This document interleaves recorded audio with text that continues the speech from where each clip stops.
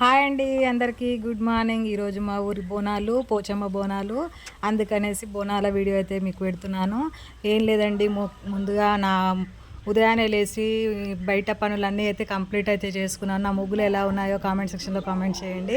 యథావిధిగా పూజ అయితే అయిపోయింది. తర్వాత లంచ్ అయిన తర్వాత ఈవినింగ్ మా బోనాలు తీసుకెళ్ళేటప్పుడు మా పాప నేనే చేస్తాను మమ్మీ మొలకల బుట్టి అంటే, మాకు బోనం లేదండి. బోనం లేని వాళ్ళు ఇలా మొలకల బుట్టి వేసుకుంటారు.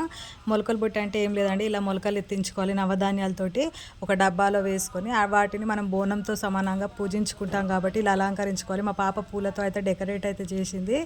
ఈరోజు మా పాపే అన్నీ చేస్తానన్నందుకు ఆమె రెడీ చేసుకుందండి. ఇలా మొత్తం ఎలా ఉందండి మా మొలకలు బుట్టి. అలాగే మొత్తం రెడీ అయిన తర్వాత మన బోనం లాగానే ప్రిఫరెన్స్ ఇవ్వాలి ఈ మొలకల బుట్టికి. తర్వాత మా వారు మా పాప తీసుకెళ్తుంటే కాళ్ళకైతే నీళ్ళు పోసి ఇలాగా మా మొలకల బొట్టిని అమ్మవారికి అయితే సమర్పించడానికి వెళ్ళారు. తర్వాత ఇలా ఊళ్ళో ఉన్న బోనాలన్నీ అందరూ కలిసి వెళ్తారు. ఇలా బొడ్రాయి చుట్టూ తిరిగేసి అమ్మవారి దగ్గరికి తీసుకెళ్తారు బోనాన్ని. పోచమ్మ తల్లికి సమర్పించుకొని బోనం అయితే తీసుకొని వెళ్తారు. బోనం లేని వాళ్ళు మొలకలు తొట్టి వేసుకుంటారు కదా, అమ్మవారికి మొలకలు తొట్టి సమర్పించి వస్తారు. మా ఊళ్ళో అయితే అందరూ ఇలా ఒక్కసారిగా వెళ్తారండి గుంపుగా.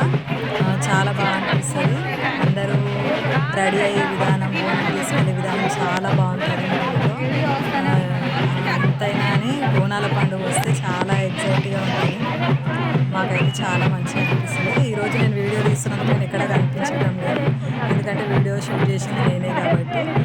మా ఊళ్ళో ఇలాగే జరుగుతుంది. మా ఊళ్ళో బోనాల గురించి మీరేమనుకుంటున్నారో కామెంట్ సెక్షన్లో కామెంట్ అయితే చేయండి.